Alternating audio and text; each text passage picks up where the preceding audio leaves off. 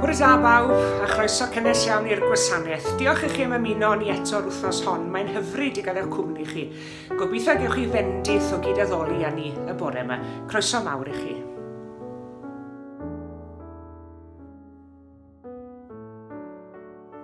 Y ganfed salm, salm i ddiolch.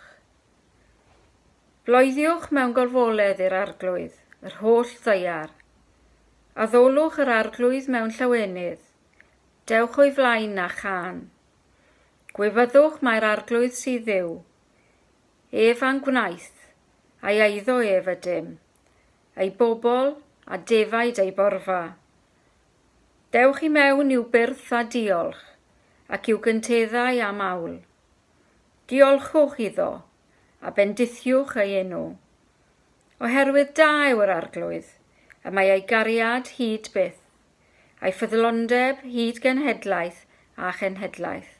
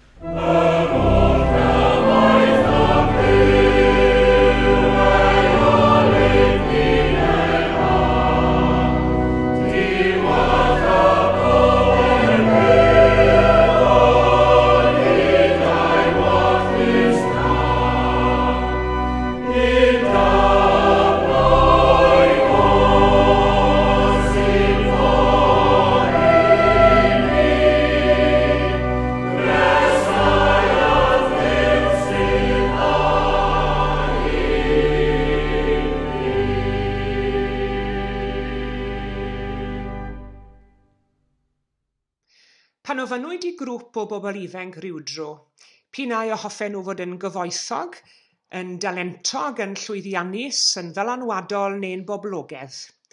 Ateb y mwyafrif ohonyn nhw oedd bod yn boblogaidd. Mae'r awydd i fod yn boblogaidd wedi cudio'n dyn mewn pobl eriod, ac mae'n cael ei ymlygu heddi ym mywydau'r genhedlaeth iau. Mae poblogrwydd unigolyn yn cael ei fesur heddi wrth y nifer sydd wedi arwyddo i bod nhw'n hoffi neu yn dilyn ar wefannau cymdeithasol, ynghyd â'r gwahoddiadau a dderbynir i ymuno â grwpiau a'r sgyrsiau gwahanol. Mae'n hawdd iawn deall dymuniad pobl i fod yn boblogaidd. Wedi'r cwbl, i ni gyd eisiau bobl i'n licio ni, ac i ni'n barod i wneud llawer mwyn cael bobl i'n hoffi ni. Yn wir, mi ry ni i raddau heleth yn ddibynnol ar farn pobl eraill ohono ni. Mae hyn yn arbennig o wir enghraifft y myd gwleidyddiaeth, gyda phleidiau gwleidyddol yn dibynnu ar lais yr etholwyr, a phob plaid yn gwneud ei gorau i ennill y llais hwnnw. Mae rhai ymgeiswyr yn addo gwneud bob math o bethau mwyn ennill eich pleidlais a sicrhau sedd. Peth rhyfedd iawn i'r awydd hwn sydd yno ni am fod yn ddewis y bobl. Ac nid yw hyn yn wir ym fyd gwleidyddiaeth yn unig, cofiwch. Mae poblogrwydd yn uchel ar restr blaenoriaethau pobl mewn nifer o gylchoedd. Ond sut mae bod yn boblogaidd? Oes presgripsiwn ar gyfer hynny tybed? Wel, ymlith yr amryw o hysbysebion y welwn ni'n ddyddiol ar dudalennau'n papurau dyddiol ac ar y teledu, heb sôn am yr holl hysbysebion sydd trwy ddirgel ffyrdd yn cyrraedd inbox yn e-bost, yn awgrymu ffyrdd o fod yn llwyddiannus, yn gyfoethog, sut i golli pwysau, sut i defi'ch gwallt, nid bod angen hynny arno ni o gwbl yn ystod y cyfnod clo hwn, ond prin y welwn ni hysbyseb ar sut i fod yn boblogaidd. Hynny yw, dyw ennill parch bobl eraill, dyw i ddim yn dasg hawdd o gwbl o dyw i. Yn wir, sgen i ddim un awgrym i chi ar sut i fod yn boblogaidd, ond fe allai awgrymu un neu ddau o ffyrdd ar sut i fod yn amhoblogaidd. Y ffordd hawsa i fod yn amhoblogaidd yw i sefyll yn gadarn dros rhywbeth yr ydych chi'n credu ynddo. Nawr, wrth i ni feddwl am fywyd Iesu Grist, am ei wenedogaeth ar y daear hon, nid i ddymuniad ef oedd bod yn amhoblogaidd. Aeth e ddim as o'i ffordd i wneud ei hunain yn amhoblogaidd. Aeth e ddim ati'n fwriadol i godi gwrychu'n bobl eraill. Mae yna rai ym mhob cylch sydd wrth ei bodd yn tynnu nith cacwn am ei pennau ac sy'n cael berniadaeth eraill ohonyn nhw'n fel ar ei bysedd. Cofiwch aeth Daniel ddim ati i dynnu cynffon un o'r llewod pan oedd e'n y ffai. Fe fagodd Iesu Grist rhyw amhoblogrwydd oherwydd ei safiad, oherwydd yr hyn yr oedden ni gredu, oherwydd iddo fe sefyll dros Dduw. Oherwydd iddo fe sefyll dros hawliau a gofynion Dduw. Oherwydd iddo fe sefyll dros gyfiawnder a heddwch a chariad y maddeuant. A phan fydd yn sefyll dros rhywbeth y mae'n wir gredu ynddo, fe fydd yn siŵr o ddod dan ferniadaeth rhywun arall.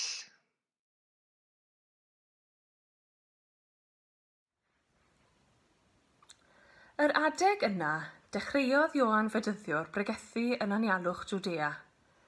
Dyma'r neges oedd ganddo.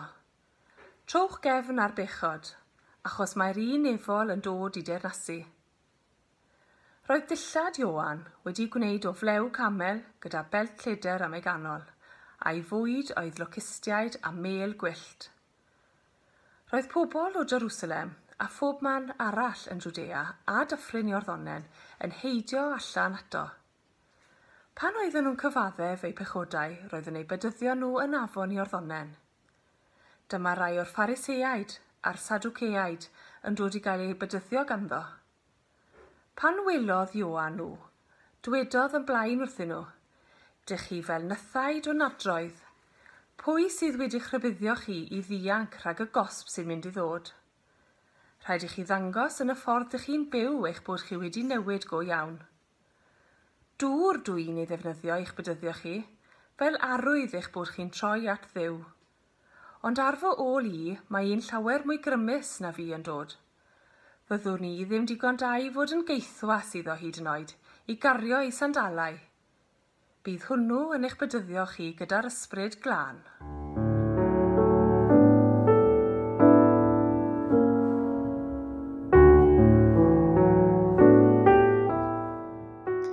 Ioan. A fi dau gymeriad mor wahanol i'w gilydd na Ioan Fedyddiwr a Iesu Grist, tybed? Gŵr braidd yn arw i ffordd oedd Ioan, i ddillad o flew camel, gwregis o groen am ei ganol, ac yn dilyn rhyw ddeiet rhyfedd iawn o locustiaid a mêl gwyllt. Ond ei ymddangosiad, mi roedd yn bregethwr effeithiol iawn, ac yn hynod o boblogaeth. Meddyliwch roedd holl trigolion Jerusalem a Jwdea a'r holl wlad o amgylch yr Iorddonen yn mynd allan ato i gael ei bedyddio ganddo. Oedd perthynas dda wedi bod rhwng Ioan a'i gynulleidfa. Perthynas dda, tan iddo fe gychwyn egluro iddynt beth oedd ystyr bedydd a beth oedd goblygiadau bedydd, a bod angen iddyn nhw ddwyn ffrwyth a oedd yn deilwng o edifeirwch. Mae rhyw bregethu arwynebol a chyffredinol wedi bod yn dderbyniol iawn gan bawb eriod. Ond pan mae'n pregethu ni'n dechrau mynd yn fwy penodol, mae'r ymateb yn gallu bod yn wahanol iawn. Mae pregethu heriol yn arwain at ferniadaeth yn aml o'r sawl sy'n pregethu.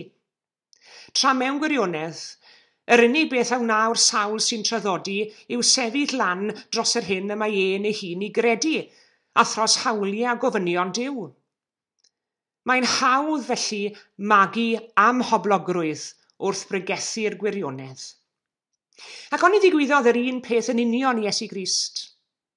Ar ddechrau ei weinidogaeth, fe gafodd Iesu gynulleidfa fawr yn dod o bob man i wrando arno fe. Oedd pobl yn heidio i wrando arno fe, achos i fod yn siarad am waredigaeth ac am dangnefedd ac am lawenydd. Ond yna, fe ddechreuodd Iesu fod ychydig bach yn fwy penodol, bach mwy specific. Fe ddechreuodd e feirniadu safonau moesol i wrandawyr, heb sôn am ei safodau ysbrydol. A fes y hynny ddim yn ddigon, fe ddechreuodd e ddangos diddordeb yn y math o bobl na fydd e bobl barchus bob dydd yn cymysgu yn o gwbl. Bobl feddw, casglu'r trethu, pechaduried. Ac fe allwn ni ddychmygu i wrandawyr yn ei adael e ac yn dweud wrth ei gilydd, wel, mae'n bregethwr bach da, ond mae'n cymysgu gyda'r siot rong. Nid cyfaddawdi ar byd mwyn ennill poblogrwydd pobl i ddydd a wnaeth Iesu Grist, ond dod fel dyn ifanc a thân yn llosgu yn ei galon dros gyfiawnder a heddwch a thegwch.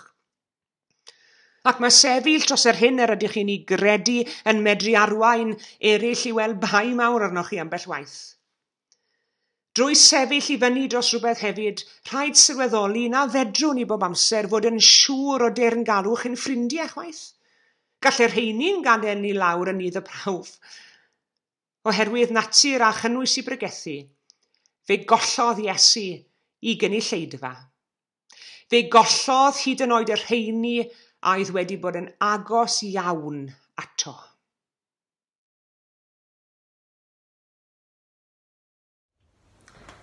Dywedodd Iesu y pethau hyn wrth ddysgu yn y synagog yng Nghapernaum. Wedi iddynt ei glywed, meddai llawer o ddisgyblion. Geiriau caled yw'r rhain, pwy eich wrando arnynt? Gwydda Iesu yn ddoi hun fod ei ddisgyblion yn grwgnach am ei eiriau, ac meddai wrthynt, aw hyn yn peri tramgwydd i chwi. Beth yn tei os gwelwch fab y dyn yn esgyn i'r lle roedd o'r blaen? Yr ysbryd sy'n rhoi bywyd, nid yw'r cnawd yn tycio dim.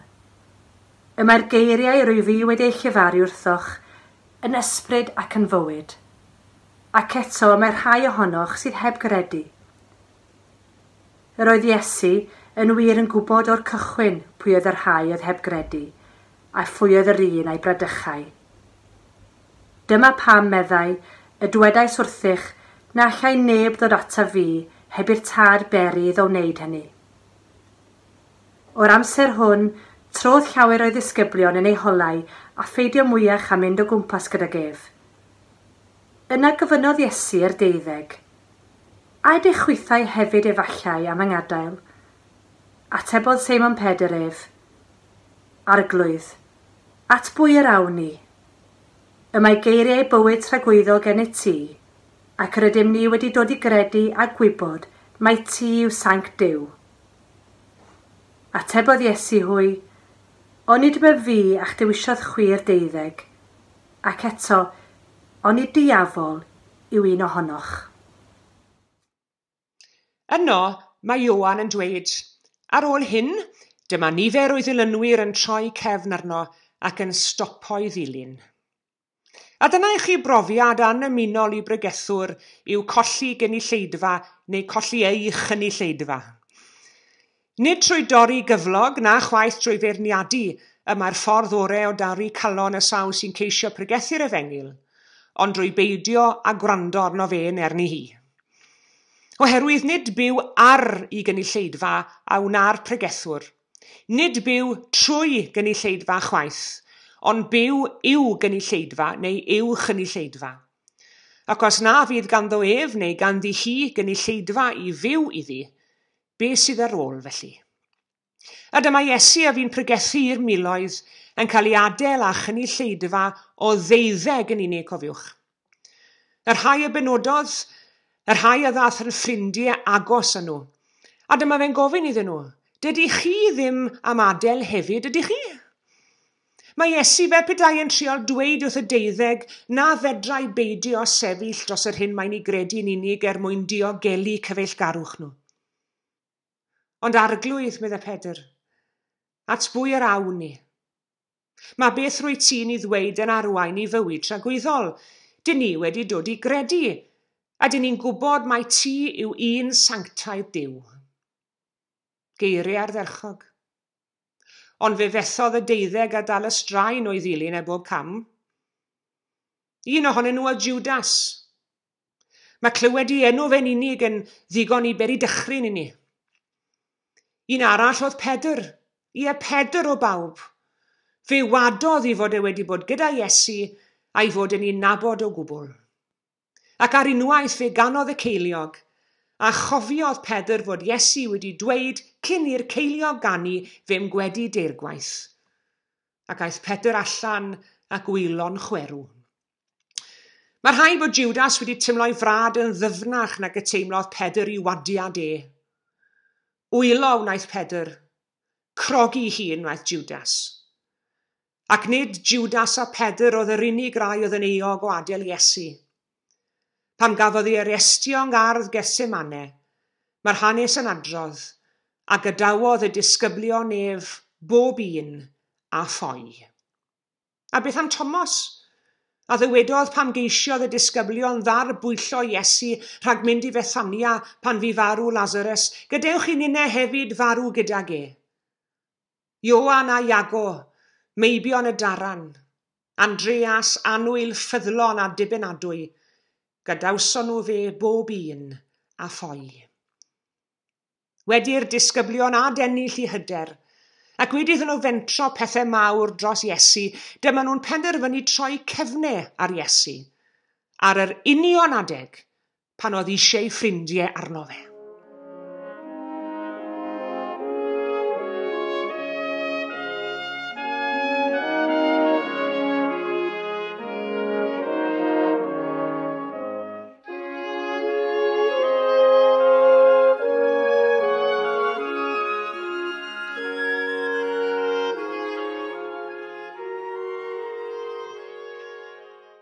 Nid colli poblogrwydd yn unig, ond colli bywyd fi hanes nifer o ddewrion y ffydd, a dyna brofiad Iesu hun yn dyfe.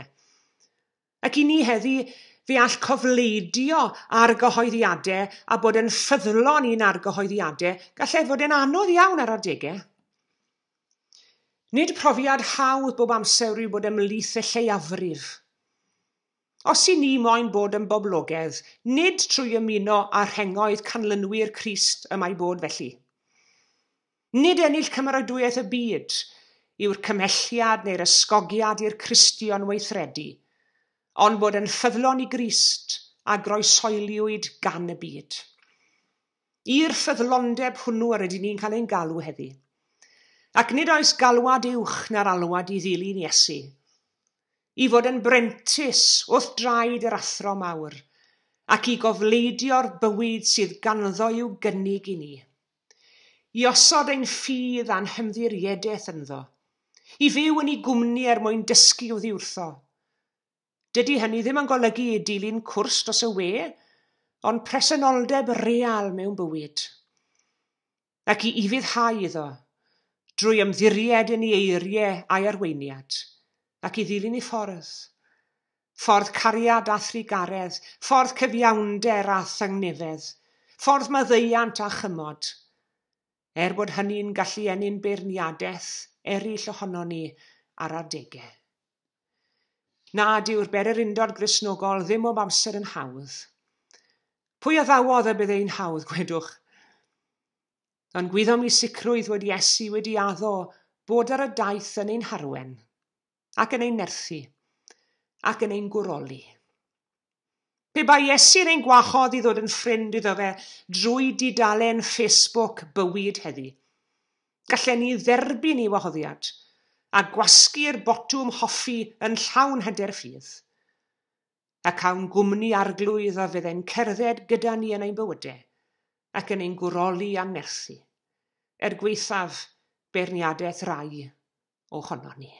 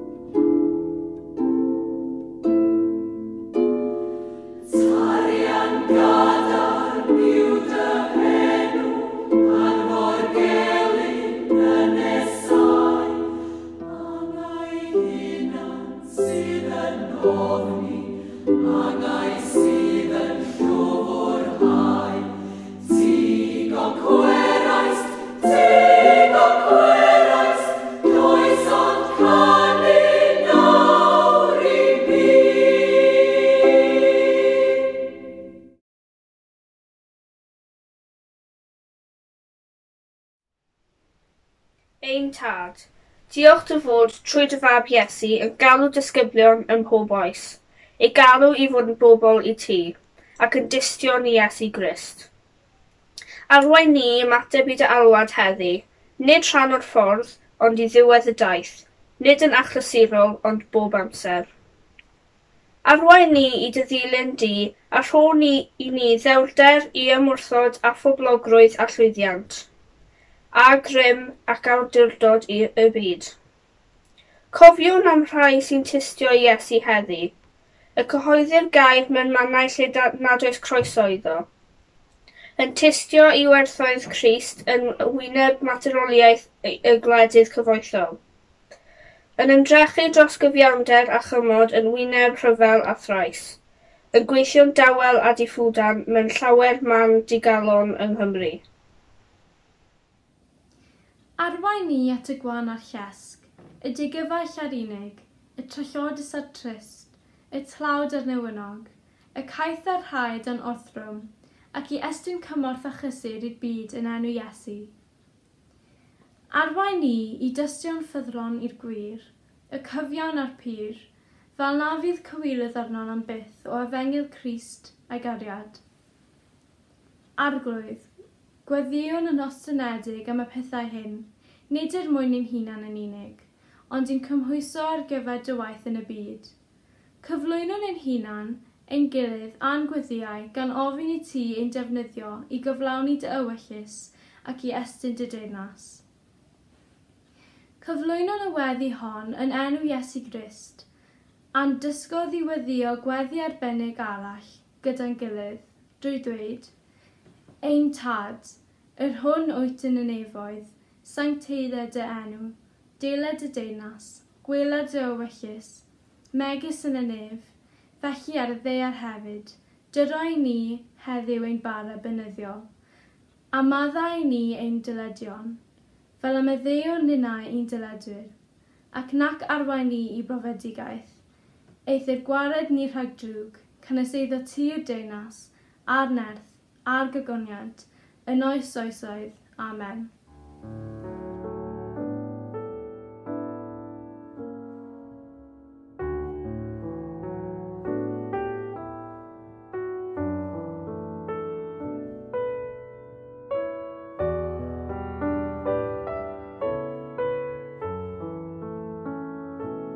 Diolch yn fawr iawn I chi gyd am eich cwmni.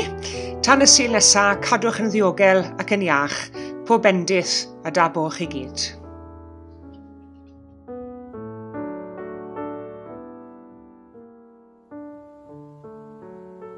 Gweddion, afglwydd, yfddyf cloi mawdd ddod I ben, yfddyf deuluoedd gyfddach ofleidio, yfddyf traethau a bryniau brysuro, yfddyf fusnesau fasnachu a gwasanaethu. Helpa ni gamu allan mewn ffyrdd newydd, ffyrdd fydd yn cyfrannu at harddwch a chyfiawnder a bywyd ein byd a'i bobl I gyd. Amen.